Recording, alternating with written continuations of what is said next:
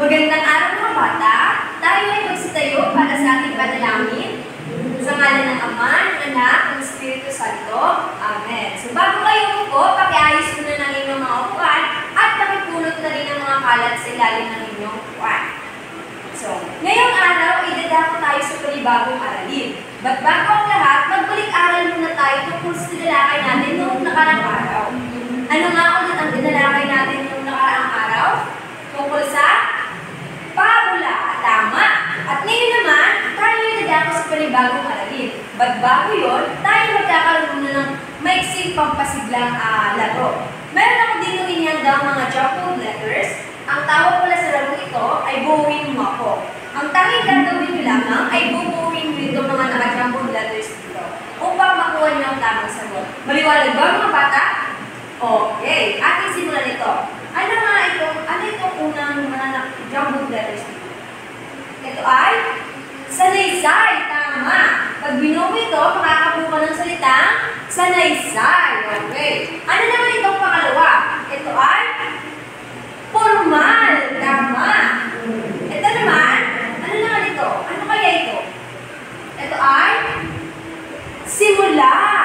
So, yung mga yan ay ating tatalakayin ngayong araw. Parte ng ating tatalakayin ngayon. So, mahusay mga bata, bigyan nyo lang yung mga sarili ng tatlong palakpak.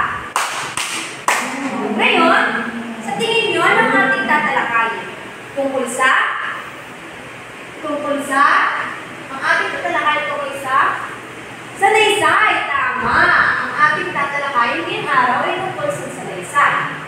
Ang sanaysay ay isang uri ng sulatin na nagpapahayag ng pananaw o opinyon ng may akda. Naintindihan ba mga bata? Okay, sa sanaysay, mayroong dalawang uri. Mayroong formal at di formal. Sa formal, ito ay batay sa pananaliksik at seryoso. Seryoso itong sanaysay. Dito naman sa di formal, ito ay batay sa personal na karanasan at mas madaling maintindihan. Hindi ka sa formal ay kumbaga sa English, ito ay precise. Dito naman sa di formal, ito ay mga puro-puro lamang. Naintindihan ba mga bata? Okay. Ano nga ulit yung dalawang uri ng sanaysay? Formal at di formal. Very good. Mahusay mga bata. So dito naman, upang makabukay ng sanaysay, may tatlong bahagi. Mayroong simula, katawan, at wakas.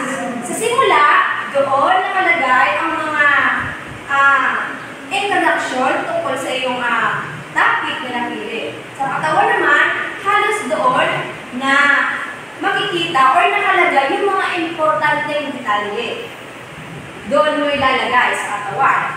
Sa wakas naman, ito yung conclusion. Dito na nakalagay kung ano yung mga nangyari, and maglalagay din kayo ng mga kumbaga, insights dito. Yung mga natutunan nyo, dito na nila ilalagay. Ano nga ulit yung tatlong bahagi ng sanaysay upang makabuo? Ito ay ang simula, katawan, at wakas. Nakuha ba mga bata? Okay, very good.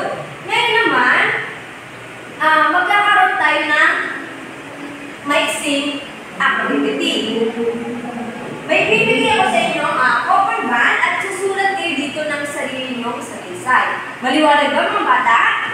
Okay, so pakipasa na lang ito at iyong gawin ito sa 5 minuto lamang. Mukhang tapos na ang mga bata. Pwede nyo nang ipasa ang ginawa nyo. Okay, mahusay. So, ngayon, bago tayo magsiuwi, tayo ay dumako muna sa ating asignatura. May bibigay ako sa inyo ang asignatura. At ito ay kailangan nyo rin gumawa o mag-isip kayo ng sarili nyong sanaysay. Gagawa kayo ng sarili nyong sanaysay at makikita dito ang tatlong bahagi. Simula, katawan, at wakas. Maliwanag ba mga bata?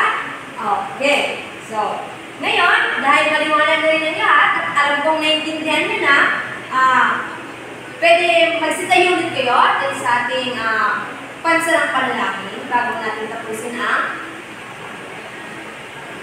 discussion o aralin sa araw nito. Okay.